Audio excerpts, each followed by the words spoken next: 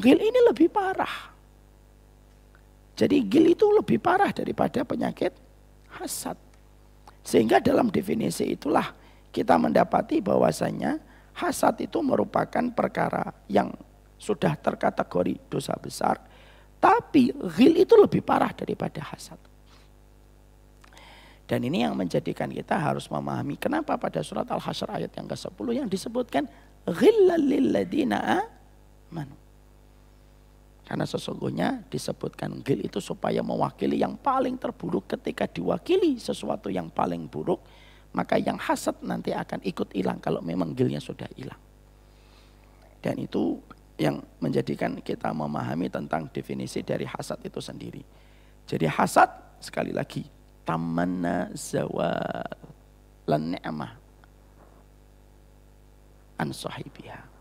Pokoknya kalau kita menginginkan itu hilang atau kita menganggap dia tidak pantas mendapatkan kenikmatan itu, sudah terkategori dengan dosa hasad. Dan itu sudah masuk kepada kategori dosa besar. Makanya akhirnya kita memperbanyak diri kita untuk beristighfar, bertobat kepada Allah dari dosa hasad. Karena memang sejatinya hasad itu betul-betul tidak terasa. Lalu yang menyedihkan ketika para ulama menyampaikan at-tahasud bainal ulama asyad wa a'dham. Lah hasadnya para ulama itu terkadang lebih besar dan lebih agung. Dan dampaknya jauh lebih besar daripada hasadnya manusia biasa kepada manusia biasa. Kalau seorang guru, Pak, ustadz sudah saling hasad, ini berbahaya.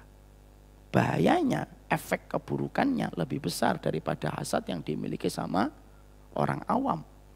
Karena hasad yang dimiliki seorang guru atau seorang ustadz, biasanya satu, akan diberikan bumbu-bumbu penyedap dengan dalil atas perkara hasad yang dia miliki. Yang pertama. Jadi apa? Menggunakan pembenaran dengan dalih supaya membenarkan sikap hasad dari seorang guru dan seorang ustadz. Yang kedua, sikap hasad itu lebih parah daripada guru itu. Kenapa? Karena yang hasad akan diikuti sama murid-muridnya untuk hasad kepada fulan itu. Dan murid-muridnya akan menempatkan dan membahasakan hasad itu sebagai bagian dari perintah kebaikan. Itulah parahnya kalau hasad terjadi kepada seorang guru. Ya, makanya ini yang memberikan kepada kita bahwasanya Masya Allah ya, seorang guru, seorang ustadz, ulama itu memang yang pantas didoakan. Didoakan supaya hatinya bersih, tidak ada hasad. Karena yang menjadikan kita tidak bisa bersaudara itu ya hasad, Pak.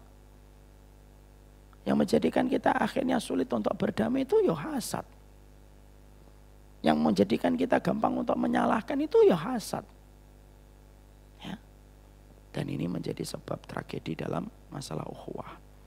Makanya hasad itu dimiliki, pertama kali hasad itu yang memiliki siapa? Orang-orang Yahudi. Orang yang paling hasad di atas muka bumi itu ya Yahudi. Sebagaimana Allah sampaikan di dalam surat An-Nisa ayat yang ke-54. Am yahsudun nas ala ma atahumullahu min fadlih. Yahudi, emang kamu hasad terhadap apa yang kami berikan kepada manusia, terhadap keutamaan yang kami berikan kepadanya. Dan hasadnya Yahudi itu ke siapa? Kepada Rasulullah dan para sahabat. Jadi mereka itu paling hasad kepada Nabi. Kenapa? Karena mereka merasa kehilangan tongkat terakhir kenabian justru bukan datang dari kalangan Yahudi.